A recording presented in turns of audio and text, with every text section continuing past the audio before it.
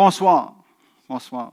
Je dis bonsoir à ceux qui l'écoutent en ligne aussi. Un jour, vous allez peut-être l'écouter en ligne. Donc, bonsoir. Cours numéro 4 sur l'Épître de Paul aux Corinthiens. Donc, on avait 3 chapitres à lire pour se préparer, pour ne pas être trop perdu ce soir. Donc, pas mal de matériel, mais vous allez voir, on peut quand même synthétiser les choses pour en faire sortir les points principaux. Donc, la question qui englobe les 3 chapitres, c'est comment les chrétiens doivent vivre dans un monde non chrétien. Donc, c'est ce que Paul va aborder dans ces 3 chapitres-là. C'est quoi notre relation avec ceux qui ne suivent pas Jésus? De quelle façon on doit rentrer en relation? Et puis, il y a plein de sous-thèmes.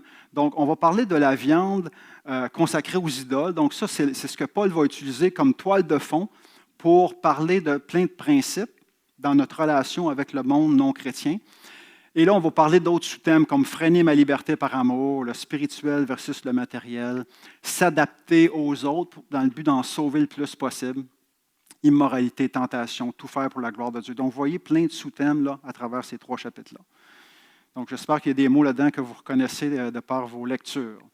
Donc, ça, j'en ai parlé. Si jamais vous avez manqué une session, vous pouvez la reprendre sur YouTube. Tout est là. Et voilà. Je remets tout ça en contexte avant d'aller dans notre thématique de ce soir. Il faut savoir que 1 Corinthiens se divise en 5 grands chapitres, 5 grandes thématiques. On a vu déjà l'unité, on a vu déjà la sexualité. Ce soir, c'est relation entre chrétiens et païens. Et après ça, il va nous rester les 2 autres cours, hommes et femmes dans l'adoration, et toute la question de la résurrection, la foi, la victoire. Donc, notre thème numéro 3, si on l'étale, si on l'ouvre, vous voyez, au chapitre 8, on parle d'aliments offerts aux idoles, liberté, responsabilité, et c'est exactement les mêmes mots qui sont dans la dernière ligne. Vous voyez, donc, on a comme encadré la thématique à travers ces 2 extrêmes-là, là, au chapitre 8 et au chapitre 10. Et là, entre tout ça, on parle de liberté et responsabilité dans la mission. Donc, Paul va se donner plein de liberté. Il va dire, dans ma mission, je vais essayer de faire une identification totale avec les gens à qui je veux annoncer l'Évangile. Okay? On va voir ça. Deuxièmement, il va parler d'une identification partielle. Okay? Et troisièmement, il va parler d'aucune identification. Donc, notre rapport avec le monde non païen se décline de 3 façons possibles. Identification totale, identification partielle ou aucune identification. Okay? Donc, il va donner différents exemples pour nous faire comprendre comment interagir avec le monde non chrétien. All right. Et tout ça se fait dans le contexte de la viande sacrifiée aux idoles. Bon, là, nous, on regarde ça en 2025, on dit que c'est ça, la viande sacrifiée aux idoles. C'est pas trop fréquent. Je résume les 3 chapitres là, sur le thème de la viande sacrifiée aux idoles. Le contexte, il y a des temples païens, comme j'ai dit dans l'introduction, il y a des temples païens à des dieux grecs, à des dieux romains. Et dans ces temples-là, on prend des animaux, on les sacrifie et on fait un repas. On mange cette nourriture-là en l'honneur d'un dieu. Donc, c'est de l'idolâtrie dans sa plus simple expression. Okay? Donc, ça se passe à Corinthe, ça se passe aussi dans d'autres villes alentours. Et au Concile de Jérusalem, parce qu'il y avait des non-juifs qui devenaient chrétiens. Et là, on a établi certaines règles. En Acte 15, on fait le premier concile de l'Église. En Acte 15, on appelle ça le Concile de Jérusalem. Et là, on demande 3 choses à ces non-juifs-là. Et une d'entre elles, c'était de s'abstenir de la viande sacrifiée aux idoles. Donc, Paul est d'accord avec ça. Paul s'engage à ça. Mais là, il arrive dans son Église à Corinthe et puis il apprend qu'il y a des gens de l'Église qui vont dans des temples. Ils se donnent cette liberté-là d'aller dans les temples et de manger la viande sacrifiée aux idoles. Donc, comment est-ce qu'il va réagir? C'est ça. Certains chrétiens, ils vont et aussi invitent d'autres, même s'ils ne sont pas tout à fait à l'aise d'aller là. Ils disent « Ah ouais, viens prendre une bière, on va juste au temple, puis il n'y a rien là. » Ils pensent avoir cette liberté d'aller au temple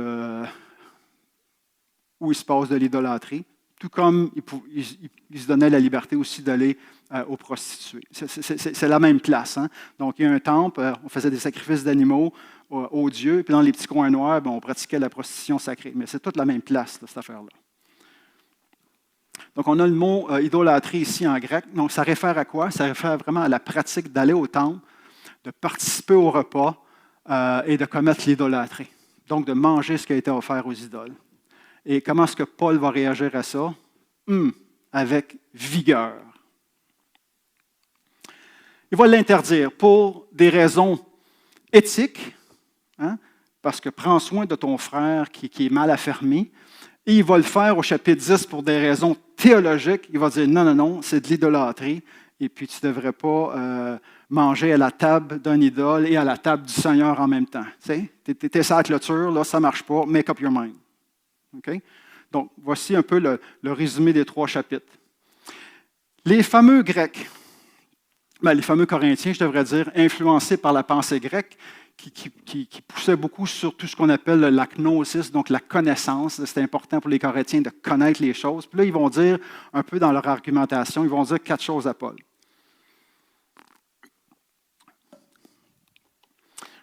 Premièrement, il va dire, on a la connaissance au sujet des idoles, on croit au monothéisme comme toi, Paul, on croit qu'il y a juste un Dieu, les idoles, ça n'existe même pas, donc qu'on peut aller au temple et participer dans ces temples-là, parce que, dans le fond, il y a juste un Dieu. On est d'accord avec toi. Paul va dire, d'accord, moi aussi je suis d'accord, il y a juste un Dieu. Par contre, les Corinthiens disent, on va juste manger avec des amis au temple, il n'y a rien là. Paul dit, non, c'est pas la même chose. On est d'accord qu'il y a un seul Dieu, mais on n'est pas d'accord d'aller au temple. Donc, ça, c'est la première chose. Deuxièmement, nous avons la connaissance au sujet des aliments. Les Corinthiens disent, on sait bien que les aliments, ce n'est pas si important. Paul est d'accord. Les Corinthiens disent, ça ne fait pas de différence ce que je mange et où je le mange. Et là, Paul va dire, non, c'est très important. Il y a une différence. Troisièmement, les Corinthiens disent, on a la connaissance au sujet des sacrements. On a été baptisés, puis on prend la Sainte, donc on est protégé contre l'idolâtrie. Paul va dire, oh non. Si vous pensez que par magie, vous êtes protégé parce que vous avez été baptisé, puis parce que vous participez à la Sainte, que vous êtes protégé contre l'idolâtrie, non et non. Okay? Et quatrièmement, on a la connaissance, puis toi, Paul, t'es qui pour nous dire de ne pas faire ce qu'on veut faire? Donc, vous voyez toute cette argumentation entre les Corinthiens et Paul. Donc, il y a de la tension. Chapitre 8, ça commence comme ça. La connaissance rend orgueilleux. Donc, Paul dit ça. C'est bien beau d'avoir la connaissance, là, mais ça peut rendre orgueilleux. Hein? Quand ta tête commence à enfler, là, puis tu ne passes plus d'importe, oui, ça rend orgueilleux. L'amour, lui, fait grandir dans la foi. La connaissance, c'est utile. Oui, c'est utile de connaître des choses, mais il ne faut pas tout baser ton comportement sur la connaissance, parce que sinon, tu manques le bateau. L'amour édifie, l'amour construit, l'amour doit être premier en toute chose. Avant même la connaissance, l'amour doit être la première chose. Puis l'amour, dans notre contexte, c'est de ne pas faire tomber ton frère. C'est ça, c'est la définition de l'amour là, à ce moment-ci. De ne pas faire tomber ton frère, de ne pas faire quelque chose qui est interdit par sa conscience. Donc l'amour, ça veut dire être prêt à limiter sa liberté par amour pour un frère ou une sœur mal affermie. C'est ça la définition de l'amour dans notre contexte. Es-tu prêt à renoncer à ta liberté par amour? 8.2, il continue. Si quelqu'un croit savoir, les Corinthiens disaient, on croit les. Donc, en fait, Paul il dit, si tu penses croire, si tu penses savoir, si tu penses connaître Dieu totalement, tu es dans le champ. Hein? Qui peut affirmer connaître Dieu totalement? Si tu mets ta gloire dans ta connaissance, c'est que tu n'as pas rencontré le Christ. Et là, il va dire quelque chose en 8.3 qui est un renversement. Il va dire, l'amour est plus important que la connaissance. Celui qui aime Dieu, ce n'est pas qu'il connaît Dieu totalement, mais c'est qu'il est connu par Dieu. Hein, il renverse ça totalement. L'idée, ce n'est pas d'essayer de connaître Dieu le plus possible. Aime Dieu du mieux que tu peux, et lui, il te connaît. Hein, l'important, c'est d'être connu par Dieu et non pas d'essayer de connaître tout sur Dieu. Donc, aime Dieu, et aimer, c'est une question de relation, et être connu de Dieu, le mot connaître, c'est souvent utilisé pour parler de cette intimité. Hein? Adam a connu Ève, donc on sait que ça désigne la relation sexuelle, donc une intimité. Donc, on est connu de Dieu. Donc, j'aime Dieu et il me connaît. Donc, l'emphase n'est pas sur la connaissance, l'emphase est sur l'intimité.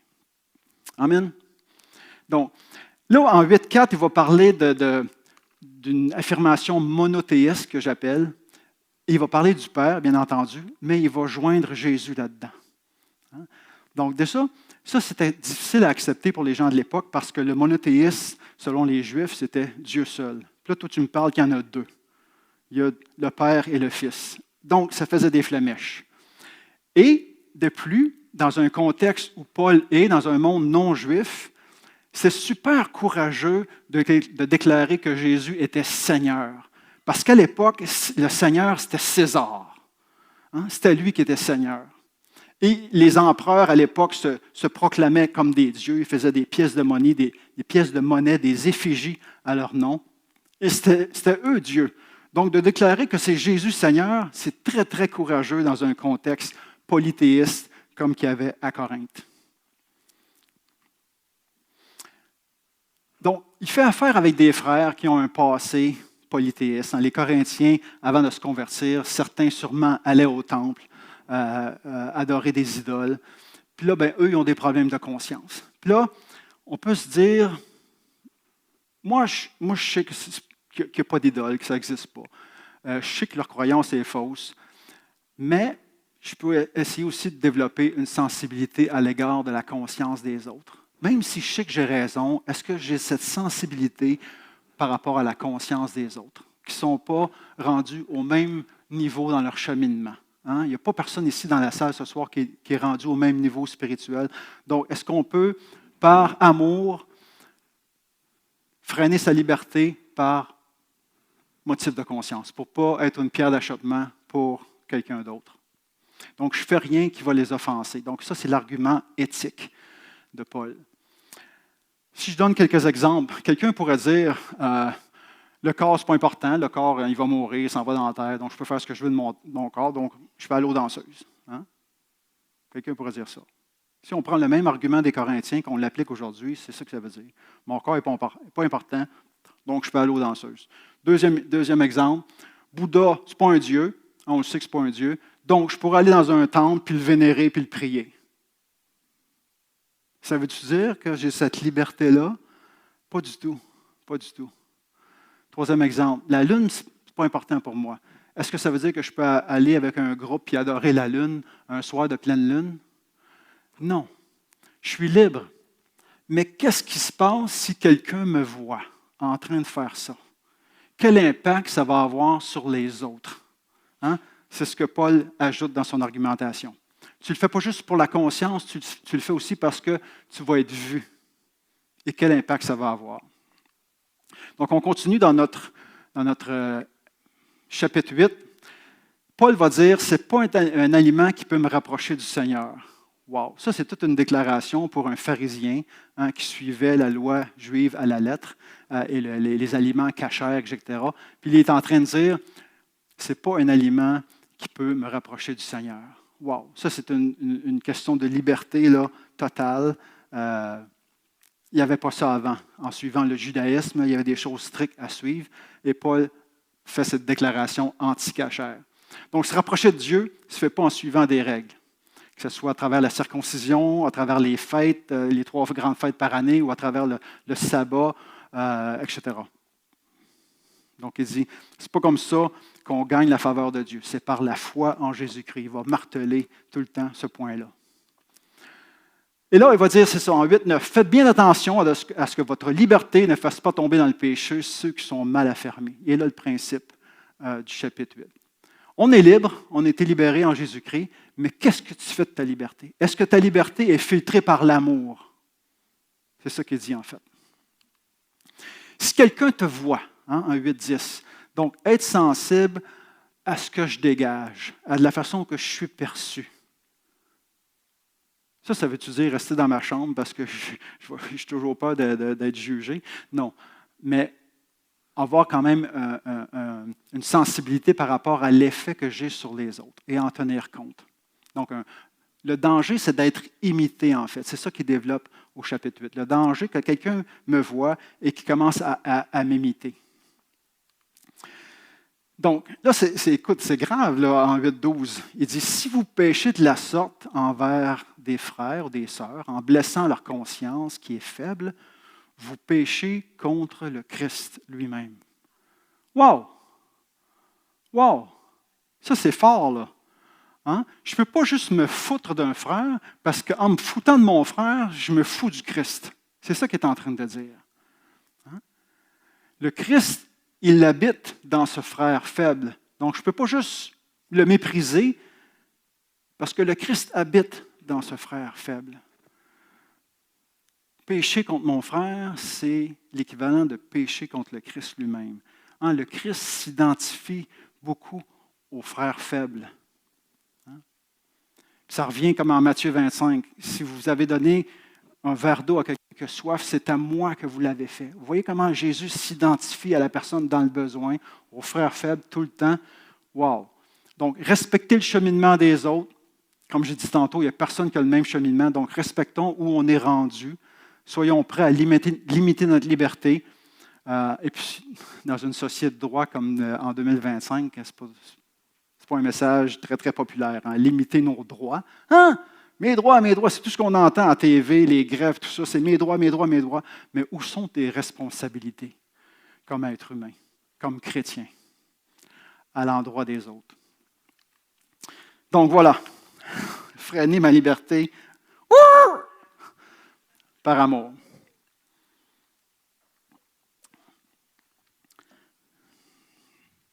Ne pas être trop cavalier avec ma liberté pour écraser tout le monde sur mon chemin, puis ils ont juste à grandir. Non.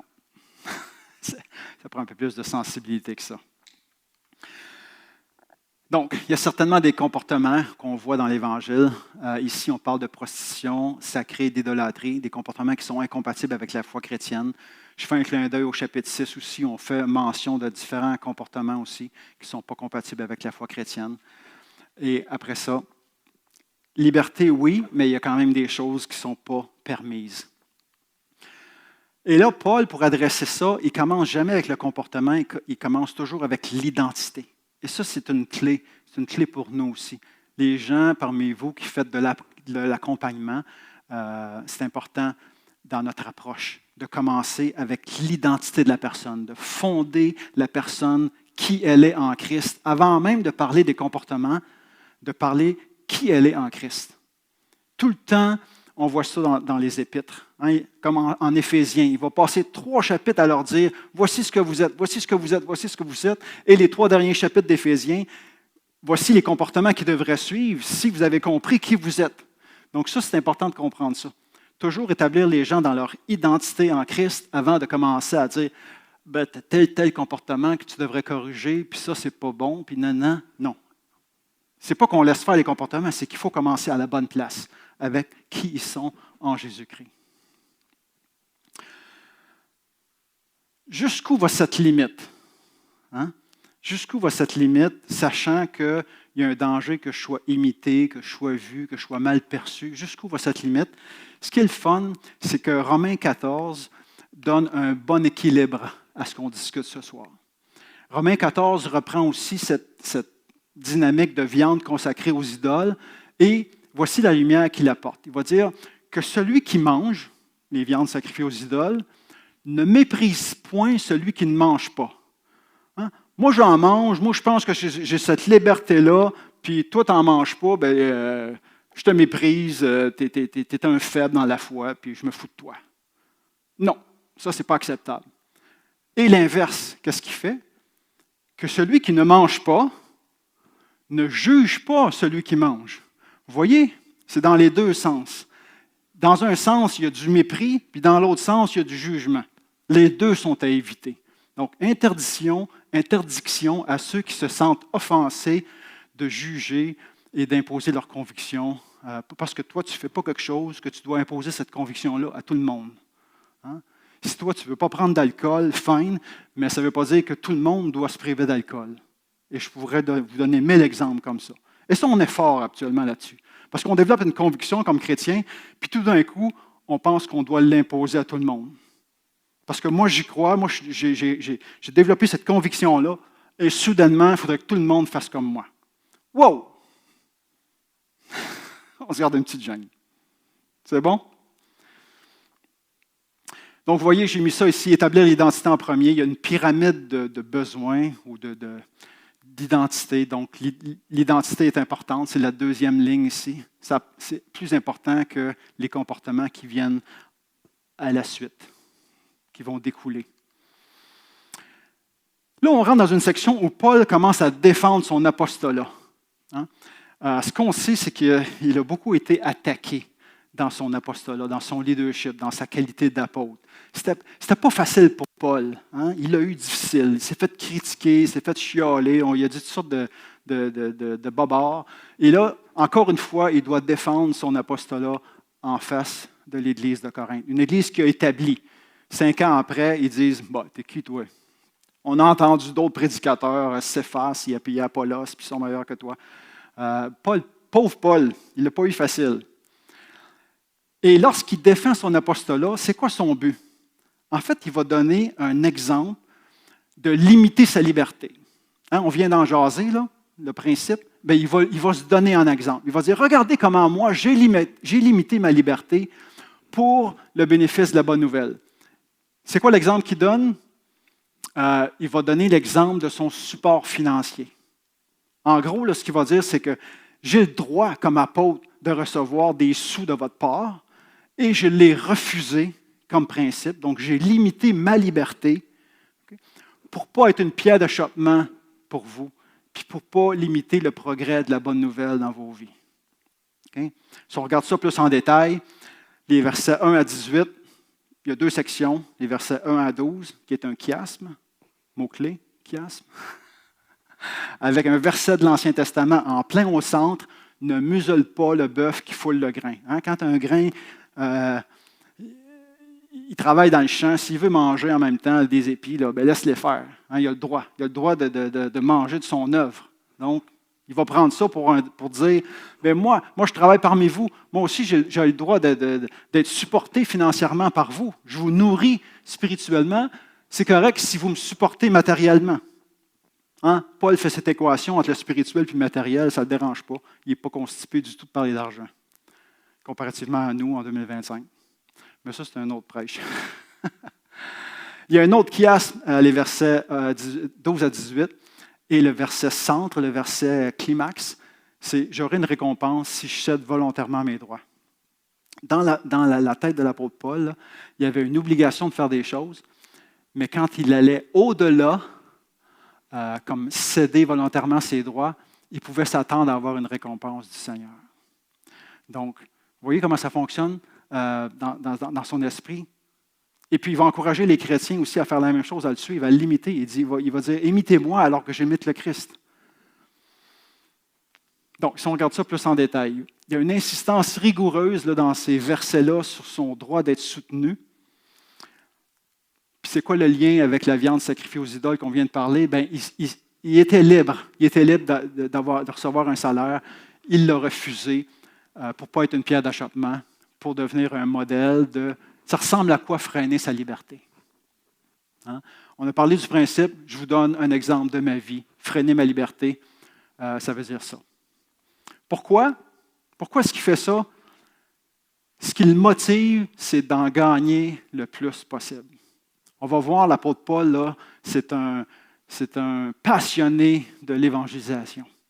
Il veut absolument atteindre les gens et il est prêt à se limiter pour gagner le plus de gens possible à Jésus-Christ. On continue. On sait que, dans le contexte, les philosophes, les missionnaires, ils recevaient de l'argent de différentes façons, soit des honoraires, soit des dons, soit en mendiant, soit en travaillant. On sait aussi que Paul faisait des tentes, donc lui, il subvenait à ses propres besoins, en fin de compte, donc il ne demandait rien à l'Église. Puis on sait qu'Apollos et Céphas, eux autres, recevaient des dons. Vous voyez l'injustice? Il dit, comment ça fait que moi, il faut que je fasse des tentes, puis eux autres, ils reçoivent un salaire quand ils viennent vous voir, puis ils viennent vous prêcher, puis il y a comme une injustice. C'est quelque chose qui ne marche pas. Mais il refuse quand même un salaire pour ne pas être une pierre d'achoppement. Donc, il va donner différentes images pour communiquer que moi, j'ai travaillé parmi vous, j'aurais dû recevoir un salaire, j'aurais dû recevoir quelque chose. L'image qu'il donne sont le soldat. Hein, le soldat il est payé par l'armée. le vigneron, bien, il peut manger de sa vigne. Le fermier, il va vivre de sa ferme. Le berger, même chose. Le batteur, c'est le batteur de blé, là, pas le batteur à batterie. Là. Le batteur de blé, il va vivre de leur métier. Donc, il donne différents exemples comme ça dans le texte. Il va même citer Deutéronome 25,4, qu'on a vu, là, l'histoire que ne muselle pas le bœuf là, qui travaille. Il va même donner l'exemple des Lévites au temple. Hein, c'était les prêtres dans le temple dans l'Ancien Testament. Bien, ils étaient soutenus par le temple. Il va même citer Jésus que Jésus va dire l'ouvrier mérite son salaire. Donc, vous voyez tous les exemples qu'il donne pour justifier le fait que, écoutez, j'avais le droit d'être soutenu, puis je ne l'ai pas fait. Pour donner un exemple de limiter ma liberté par amour, ça ressemble à ça.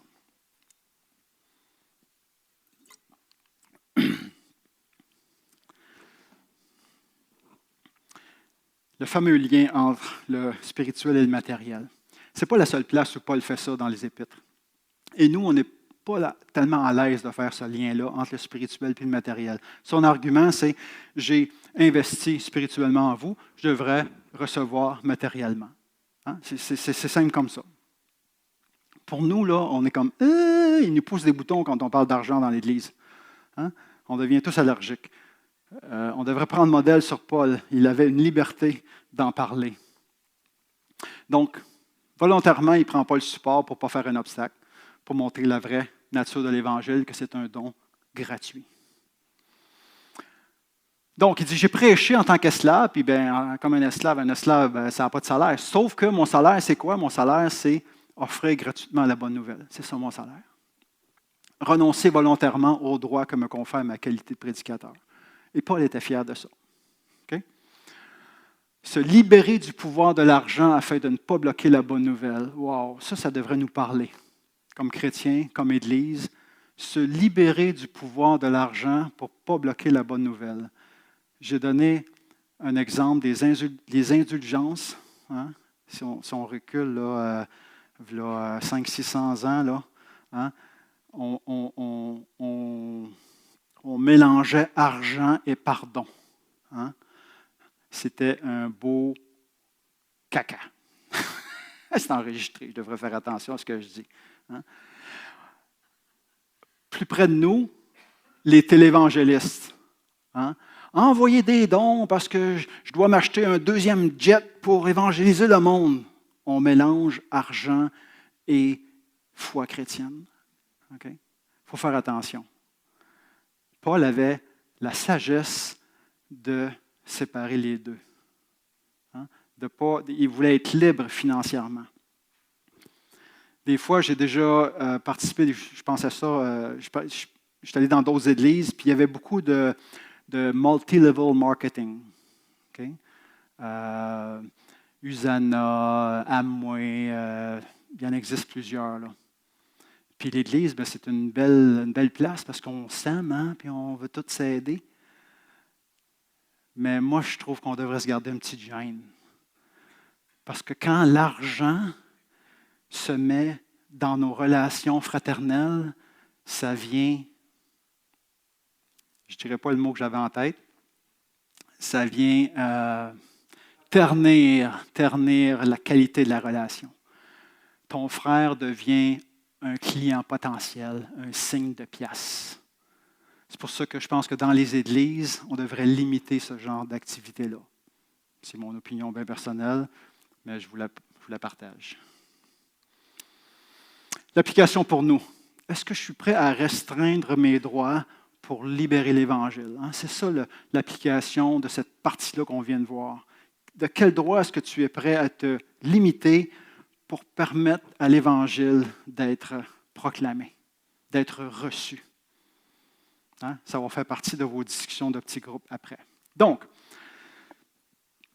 Paul dit, on est plus loin dans le chapitre 9, Paul dit, je suis libre financièrement pour en gagner le plus possible, mais ça va jusqu'où cette identification-là avec le monde? 3 niveaux, comme on a vu dans l'introduction. Identification totale, on va voir, je me fais juif avec les Juifs. Identification partielle, on va faire attention à ce qui s'est passé dans l'Ancien Testament, puis qu'est-ce que ça nous enseigne. Puis aucune identification, le temple païen avec l'idolâtrie, là, c'est non, non et non.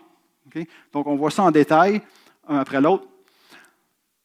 Il est libre, il n'y a pas de lien financier. Ah, j'avais quelques autres commentaires à vous partager. Ce genre de lien-là, le pasteur qui n'ose pas réprimander le gros donateur, c'est parce qu'il y a un lien malsain entre l'argent et le ministère. Vous voyez la problématique? Il y a comme une personne qui donne gros, là, puis il fait une bêtise, puis le pasteur n'ose pas le réprimander parce qu'il dit si je le chicane, il va arrêter de donner. Vous voyez comment l'argent peut manipuler notre cœur? Ça ne devrait pas être comme ça dans l'Église. Le pasteur qui se fait plus ami avec les riches dans la communauté. Hein? Ça aussi, c'est possible. Ça aussi, je l'ai déjà vu. Puis ça aussi, c'est malsain. Le pasteur qui compte les offrandes. Non!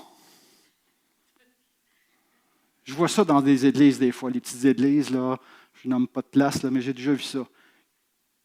Non, c'est quelqu'un d'autre qui devrait compter les offrandes. Le pasteur ne devrait pas être au courant de qui donne quoi, parce que ça vient biaiser la relation d'amour fraternel. Fin de la parenthèse.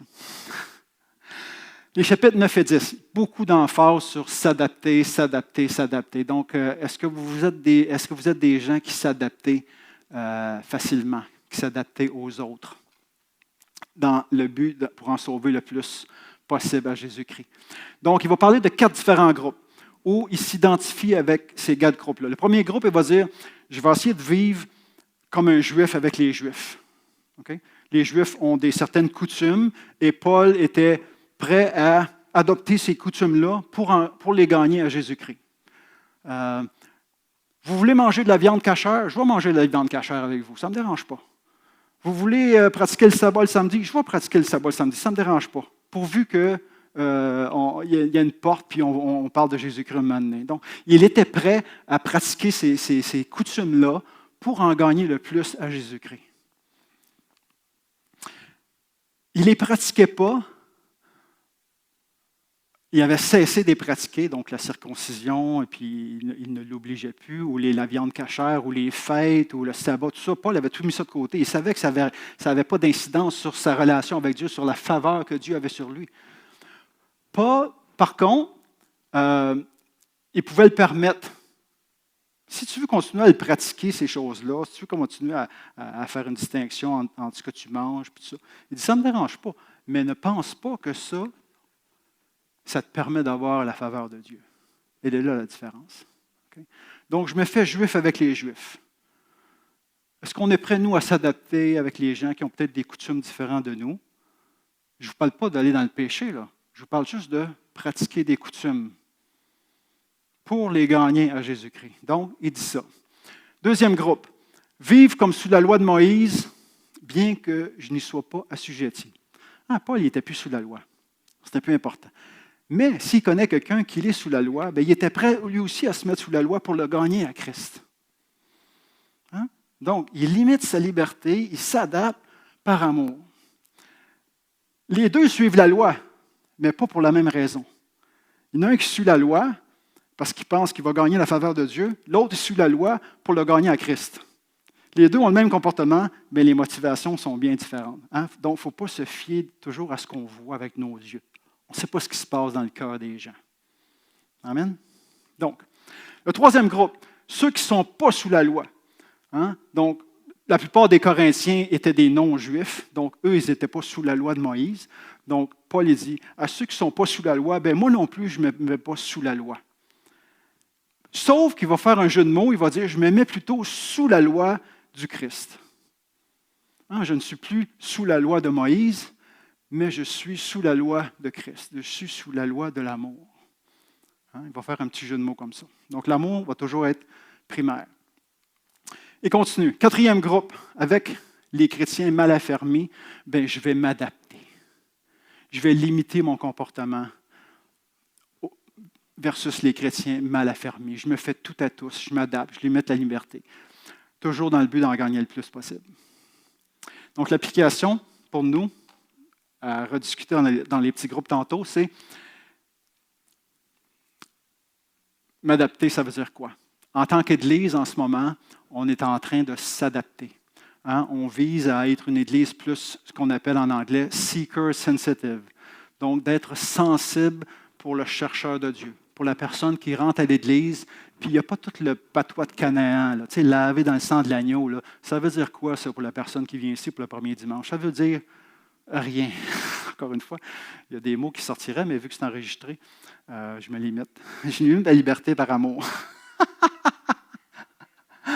Mais s'adapter, ça veut dire, c'est plus que le langage, hein, c'est aussi mon comportement.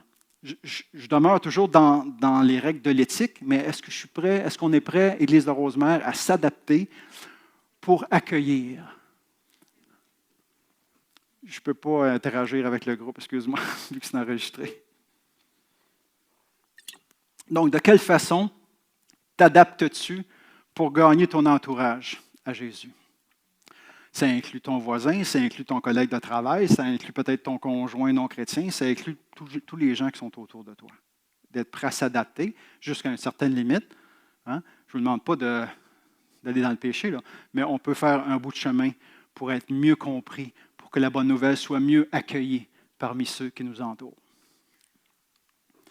Donc, on jongle avec tout ça. Hein? Libre, on est libre. Tu es libre, je suis libre, tout le monde est libre. Mais on a un but précis, c'est d'amener les gens à Jésus-Christ. Donc, ma liberté est filtrée par ce désir, par cette motivation. Donc, il va continuer, il va dire « courir de manière à remporter le prix ». Puis là, il va donner des exemples. Et là, j'ai mis un coureur canadien qu'on reconnaît aux Olympiques, et le boxeur. Il va donner les deux images. Il va dire « courir de façon à remporter le prix ». C'est sûr que le contexte, c'est les Jeux olympiques, hein? Qui avait déjà lieu à Athènes, pas tellement loin de Corinthe. Donc, on donne l'image du coureur. Donc, Paul utilise des images de l'époque pour faire passer un message. Il dit, eux, les coureurs, ils font beaucoup de restrictions. Donc, c'est la discipline, c'est on se lève tôt le matin, on s'entraîne, on mange particulier, on s'entraîne, on sue, on travaille fort pour une récompense corruptible, des lauriers. Des lauriers, comme les feuilles de laurier qu'on met dans notre sauce à spaghetti. Là. Donc, on faisait une couronne avec ça, puis c'était ça le cadeau. Vous imaginez tous ces sueurs, tout ce labeur pour une couronne de laurier. Mais à l'époque, ça avait une grande valeur. Paul va dire, moi aussi, je cours, non pas sans but, hein, je ne cours pas n'importe où, je cours vraiment, je suis intentionnel, j'ai une direction précise dans ma vie, et pour une couronne incorruptible. Quelque chose que je vais recevoir de l'autre côté. Donc, Paul se laissait motiver par une récompense de l'autre côté. Est-ce que vous vous laissez motiver par une récompense de l'autre côté? Est-ce qu'on pense à l'autre côté des fois? C'est le fun d'avoir les pieds sur terre, mais la tête dans le ciel. Un bon équilibre entre les deux. Il continue avec une autre image, il dit, l'image du boxeur. Il dit, moi je frappe, mais pas n'importe où. Hein? Tu sais, quelqu'un qui frappe de même, là, dans le ring de boxe, est-ce qu'il va gagner le match? Non. Hein, il frappe n'importe où. Il dit, je traite durement mon corps. Donc, je frappe. C'est comme s'il dit, je me frappe. Hein, c'est lui son adversaire. Donc, il va traiter durement son corps pour que son corps soit serviteur pour atteindre le but. Et là, il va dire une phrase importante, de peur d'être moi-même disqualifié. Hein, on écoute les Jeux olympiques des fois, puis il y a des gens qui sont disqualifiés parce qu'ils ne sont pas partis au bon moment ou parce qu'ils sont shootés des choses dans les veines ou toutes sortes de situations. On leur enlève le médaille 3 ans après parce qu'on a fait une étude, etc. Donc, il va dire, de peur d'être moi-même disqualifié. Donc, la possibilité d'être disqualifié, ça veut dire quoi? C'est sûr que la vie chrétienne, ça demande de la persévérance. Tu es ici aujourd'hui, tu vas-tu être là dans 20 ans? Tu vas-tu être là dans 40 ans? Moi, ça fait 40 ans que je roule. Puis je compte finir ma vie avec Dieu. Encore un autre 40 ans. Est-ce que vous me donnez, j'ai 62 là, je peux-tu aller jusqu'à 102? J'ai votre permission? Amen. Mais ça contient un avertissement sérieux. L'avertissement d'être disqualifié. Et là, Paul garde en tension 2 choses. L'assurance du salut, et je crois fermement à l'assurance du salut. Okay? Par contre, je crois aussi qu'il faut tenir compte des avertissements qui sont dans la parole de Dieu. Et ici, il y a des avertissements sérieux contre l'idolâtrie dans notre contexte. Donc oui, l'assurance du salut, mais prenons compte des avertissements contre l'idolâtrie. Est-ce que je peux me vautrer dans l'idolâtrie et penser être en communion encore avec Dieu? Non, ça ne marche pas. Il faut que tu décides. Donc, libre pour en gagner le plus possible, mais jusqu'où aller? On a vu 3 réponses possibles. Identification totale. Et là, on passe à une deuxième, l'identification partielle. Et là, il va nous dire, attention au sacrement des Juifs. C'est quoi ça, cette affaire-là? Et là, on arrive, puis là, après ça, il va y avoir une troisième partie. On arrive à un chiasme. Et j'aime l'image des Olympiques, comme vous voyez. Donc, je vous ai donné, là, certains chiasmes sont comme un saut en hauteur. Je ne sais pas si la caméra va me suivre, là, mais quand on écoute les Olympiques, un saut en hauteur, il y a comme quelques pas d'approche, comme ça.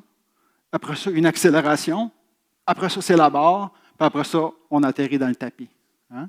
Donc, on voit l'image. Il y a des chiasmes qui sont bâtis de cette façon-là. Comme, par exemple, au chapitre 10, où on parle d'identification partielle. Donc, les pas d'approche, c'est l'image du baptême, l'image de l'Eucharistie. Après ça, il y a un chiasme, versets 5 à 11. Vous voyez, les versets en parallèle, c'est le verset 5 qui va avec le verset 11.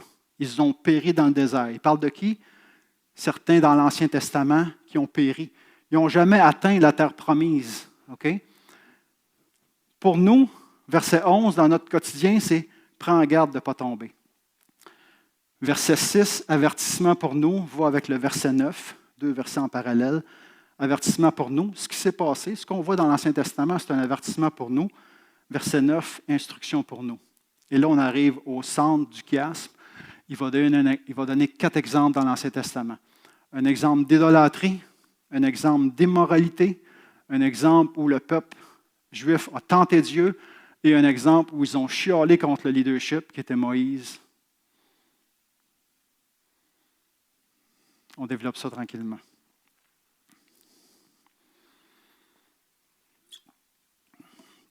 Parce qu'il y a plein de belles surprises dans ce texte.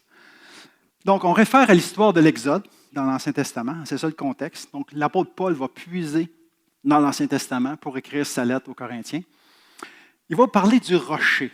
Hein? On se souvient avec Moïse quand il avait frappé sur un rocher pour avoir de l'eau. Donc, l'apôtre Paul prend cette image-là et il dit, bien, ce rocher, c'était Christ. Donc, c'est comme s'il dit, le rocher était une préfiguration de Christ qui va nous donner l'eau vive. Donc, il commence comme ça, mais ça veut dire beaucoup. Ça veut dire, Christ était avec les gens de l'Ancien Testament, hein, c'est ça qu'il dit, et ils ont quand même péri dans le désert. Il y a un message là d'avertissement sérieux à leur dire. Christ était là et ils ont quand même péri.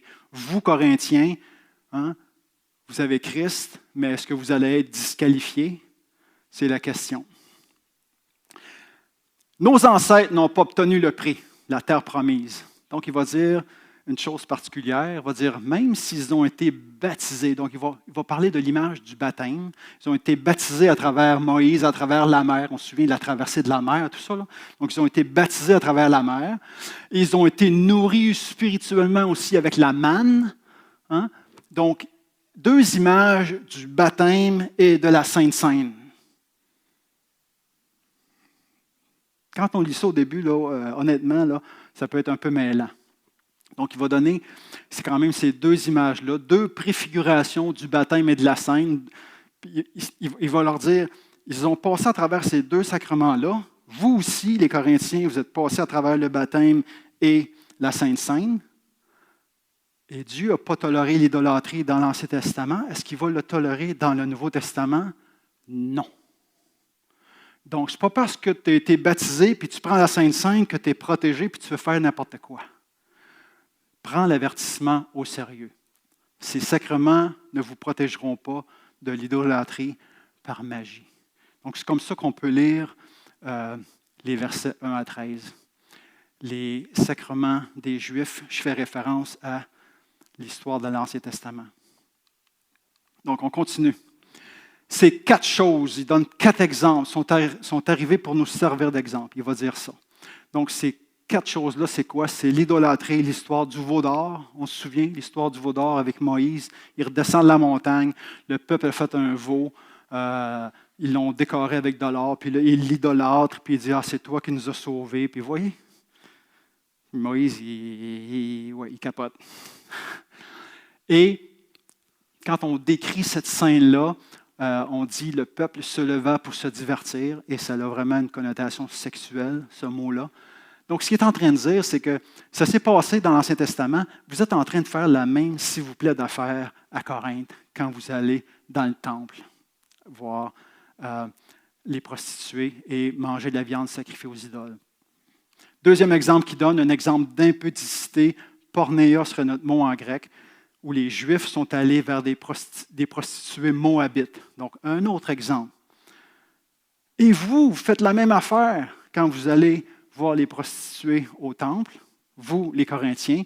Il va donner un troisième exemple. Ils ont tenté le Seigneur, le peuple juif dans l'Ancien Testament, ils ont tenté le Seigneur parce qu'ils étaient tannés de manger de la manne, puis ils demandaient d'autres choses. De la manne, j'ai dit. J'ai vu quelqu'un sourire ici, là. J'ai dit de la manne. Et puis, il va dire aux Corinthiens, vous aussi, vous tentez le Seigneur parce que vous mangez à 2 tables. Vous mangez à la table du Seigneur, vous communiez avec le Christ et vous mangez aussi à la table des idoles. Ça ne marche pas. Vous êtes sur la clôture. Et quatrièmement, il va dire, ils ont murmuré, le peuple dans l'Ancien Testament, ils ont chialé contre Moïse, contre le leader Moïse, et vous faites la même affaire, vous chialez contre moi. Et ce qui m'étonne le plus dans cette liste-là, c'est que les paroles, les critiques contre le leadership sont listées dans la même catégorie que l'immoralité et l'idolâtrie. Wow! Soyons vraiment conscients de ce qui sort de notre bouche, frères et sœurs. Hein? La médisance. Tu savais-tu qu'un tel. La médisance peut détruire une église. Au même titre que l'idolâtrie, que l'impudicité. Donc, soyons vraiment conscients de ce qui sort de notre bouche. Je me parle à moi aussi. Donc, après ce beau chiasme comme un saut en hauteur qu'on vient de voir, il ajoute comme cette note pastorale, il dit « Aucune tentation ne vous est survenue qui n'ait été humaine. » Levez la main ceux qui connaissent ce verset. Oui, donc c'est un verset quand même connu. Hein? Aucune tentation ne vous est survenue qui n'ait été humaine, et Dieu, qui est fidèle, ne permettra pas que vous soyez tentés au-delà de vos forces, mais avec la tentation, il va préparer un moyen d'en sortir afin que vous puissiez la supporter. Le contexte de ça, parce que moi, quand j'ai appris ça comme jeune chrétien il y a 40 ans, c'était la tentation sexuelle, c'était la tentation de voler, c'était la tentation de paresse, c'était la tentation de procrastination, toutes sortes de tentations. Mais le contexte, c'est quoi? C'est la tentation de l'idolâtrie. C'est ça le contexte. C'est la tentation d'aller vers un autre Dieu, de changer de Dieu. C'est ça le contexte de ce verset-là. Donc, le contexte nous indique que c'est vraiment la tentation de mettre sa confiance en un autre Dieu. Et lorsqu'on apprend de ça, Dieu n'est pas à l'origine de la tentation. Ce n'est pas lui qui tente, mais c'est comme s'il est capable de la contrôler. Donc ça, c'est quand même un message d'espoir, de promesse pour nous. Il la contrôle. Et il nous dit, un chrétien ne sera pas tenté au-delà de ses forces de changer de Dieu. On a cette promesse-là de la part de Dieu. Je me suis attaché à Jésus-Christ. Je sais que je ne serai jamais tenté au-delà de mes forces pour aller vers un autre Dieu que Jésus-Christ. Amen. Donc, il finit avec cette note pastorale. Donc, on a vu 3 réponses possibles au monde. La première, une identification totale. Je me fais avec les Juifs, je me fais un Juif. Toute chose pour toute personne. L'habillement, la nourriture, la circoncision, s'il y en a qui sont intéressés. La langue, les coutumes, même, il était prêt à se mettre sous la loi de Moïse. Donc, je m'adapte pour en gagner le plus possible à Christ. Deuxièmement, une identification partielle. Il va dire, le baptême et l'Eucharistie, comme ils ont pratiqué dans l'Ancien Testament, qui était une préfiguration de ce que vous faites, Corinthiens, continuez à faire ça. Sauf, il y a des choses à continuer, mais il y a des choses à ne pas continuer. Ne les imitez pas dans leur comportement, dans les 4 choses qu'on a vues. Hein? Idolâtrie, prostitution, chialer. Il m'en manque une. Pas grave. Et troisièmement, on va voir aucune identification. Donc, dans cette dernière partie, il va commencer avec un autre beau chiasme. Hein. Vous voyez, vous commencez à voir qu'il y a beaucoup de chiasmes dans l'Épître aux Corinthiens. Et le point central, c'est quoi? C'est les versets 19 et 20. Sacrifice aux idoles, c'est un sacrifice aux démons. On a lu ça dans nos Bibles. Wow! C'est important à comprendre. Hein? Les démons sont en arrière de toute forme de fausse adoration. Il y a quelque chose, il y a une puissance qui est en arrière de toute forme de fausse adoration. Donc, les versets parallèles, 14-15, vont avec 22. Fuyez l'idolâtrie pour ne pas, 22, provoquer la jalousie de Dieu. Est-ce que je veux provoquer la jalousie de Dieu, lui qui a mis son esprit en moi, puis moi, je vais faire mon débauché, puis je vais aller avec n'importe quelle autre idole? Non! Je vais provoquer la jalousie de Dieu. Versets 16-17 vont avec verset 21. Vous voyez, c'est les mêmes mots. La coupe, donc quand je prends la scène, la coupe, je suis en communion avec le sang. Le pain, je suis en communion avec le corps de Christ. On comprend les 2 éléments lors de la scène.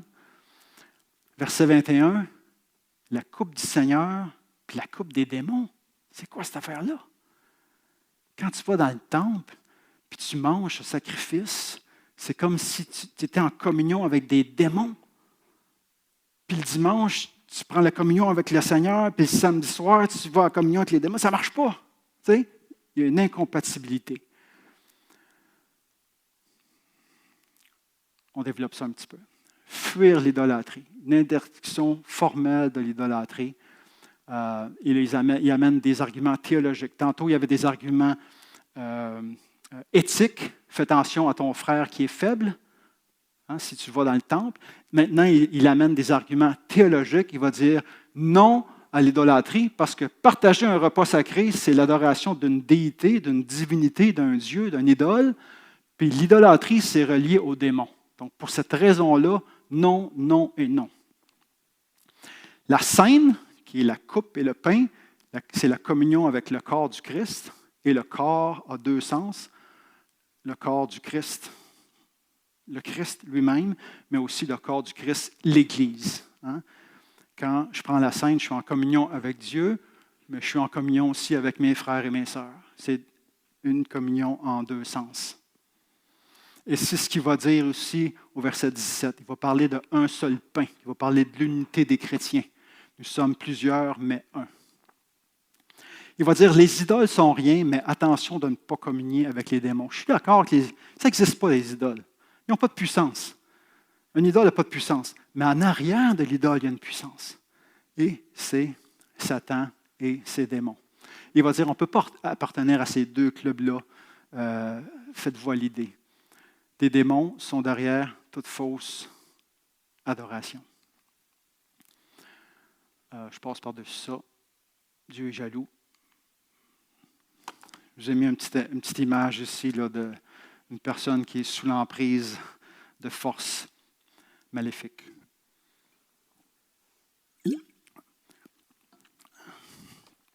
Quelques points. Un autre chiasme, et là, il adresse une dernière situation. Il dit, on a parlé de la viande sacrifiée aux idoles, je vous interdis d'aller au temple parce que c'est de l'idolâtrie pour les raisons qu'on vient de développer. Mais qu'est-ce qui se passe quand la viande qu'on a sacrifiée au temple, puis ils en ont trop, puis ça se retrouve au marché, je peux-tu l'acheter puis la manger chez nous? Qu'est-ce qu'on répond? Oui, parce que ce n'est pas le même contexte. Vous voyez, ça c'est super important comme principe. Le même comportement, des fois, est défendu et des fois est permis selon le contexte.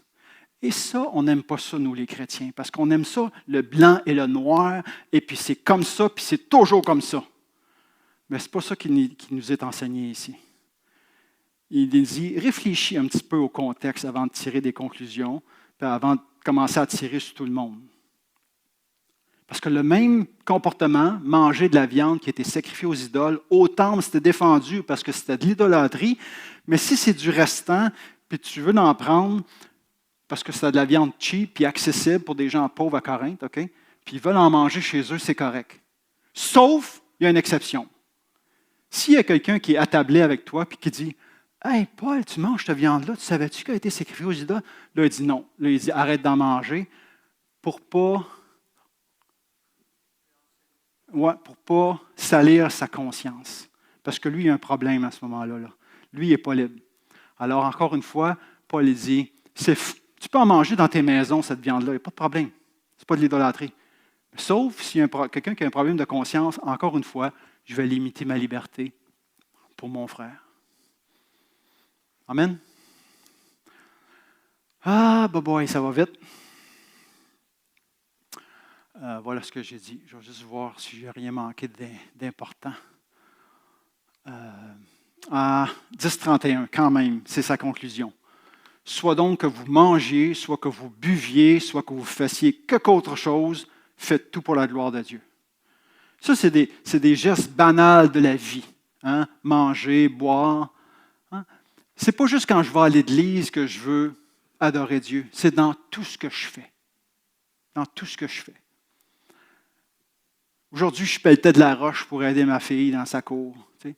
Et puis j'étais en prière. Je priais pour ce soir.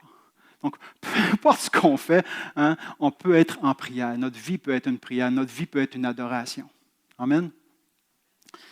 Ne soyez en scandale pour personne. Donc, je passe par-dessus ça. Je pense qu'on a compris le principe. Bon, les questions, je les lis, puis après ça, on se divise en petits groupes pour en discuter. Je suis désolé, ça a été un petit peu plus long ce soir. Donc, tout au long des chapitres, le souci de Paul est de ne pas faire obstacle à l'accueil de la bonne nouvelle par les non-chrétiens, de limiter sa liberté. Donc, que fais-tu en ce moment qui pourrait nuire à l'accueil de la bonne nouvelle ou de quelle façon pourrais-tu mettre ce principe dans ta vie? Deuxième question. Si l'idolâtrie est une activité dans laquelle une personne met sa confiance et par laquelle elle pense devenir heureuse, pense devenir quelqu'un, pense être en sécurité, quel comportement idolâtre vois-tu dans la société et en toi? Il y a une petite pogne à la fin. Il y a une petite twist. Troisième question. Le même geste, manger de la viande sacrifiée, est à la fois banni et permis. Nous préférons souvent des règles passe-partout. Donne un exemple où le contexte doit être pris en compte pour prendre une décision éthique éclairée. J'arrête là. Il y en a d'autres. Il y a 2 autres slides, mais vous les avez dans le cahier. Commencez avec ces 3-là, puis si vous avez du temps, vous pouvez élaborer.